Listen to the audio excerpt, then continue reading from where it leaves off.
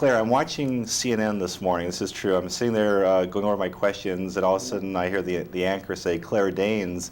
I look up and Claire Danes is looking for a boyfriend and doesn't know where to look. Oh my goodness! Oh no! I feel like I've been advertising lately, unconsciously. Is it a little unnerving for you to hear your personal life discussed on in the national media? It's very bizarre. Yeah, it's a little strange. I mean, you can't take any of it too seriously, and I would never be involved with anybody who did.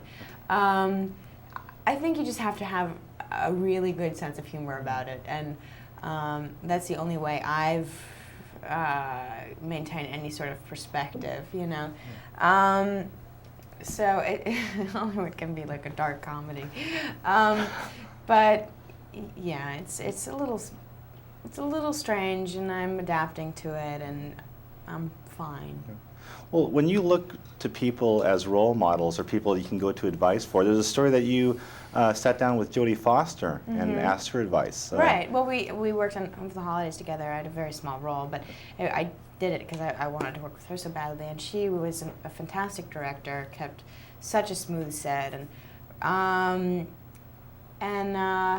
yeah, I mean, we had these chats about college, and she said she just had such a great time at Yale, and it was such a wonderful experience, and she wouldn't have exchanged it for the world. And so she really encouraged me to make the decision I'm making, and she proved that you can do both, and that you can be the conductor of your own train. You know, you don't have to be at the mercy of Hollywood.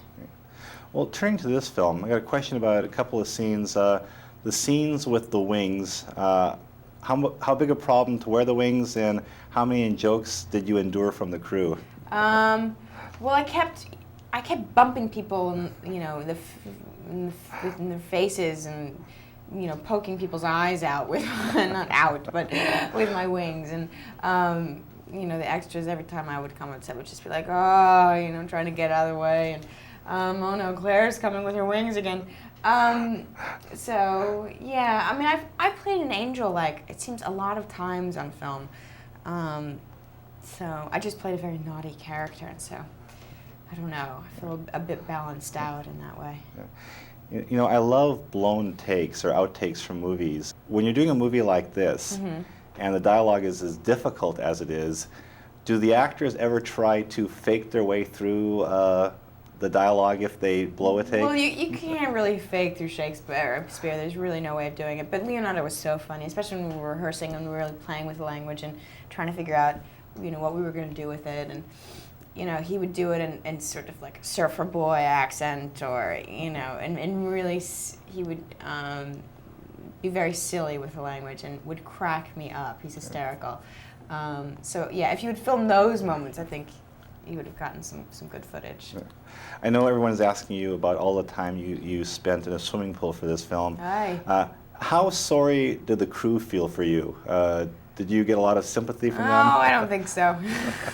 You know, the cameraman was in the pool with us as well for most of it, so you know, we couldn't do too much complaining because he was, you know, a part of it as well. So I don't even remember, there were like 9 or 12 days that we were in that pool, and Baz, the director, is a real perfectionist, and so we would just do take after take after take being in that cold water. And it was never warm enough, of course, especially by the 8th hour of being in there. Our hands were prune-ish. So, but it looks very balmy and sensual on film, so it was worth it, I guess.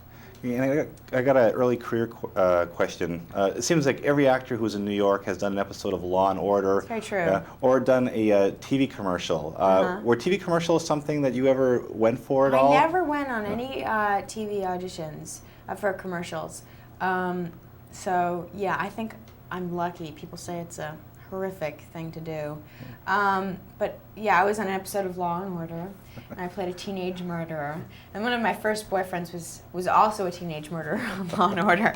So we felt like we were this evil couple. Yeah, it was a really bizarre storyline, strange plot. But was that your first introduction to getting really recognized by people? No, nobody knew me when I was on Law and Order. I was just yet another face in the crowd. But now my fame is sort of starting to catch up with me, I think after these movies come out, people will have a better sense of, you know, what kinds of work I've been up to, which I'll be really grateful for, because people are still so obsessed with my so-called life, and I've like been through 5 different characters since then. So it's been a long time since I completed that project, and I want to let people in on what I've been up to.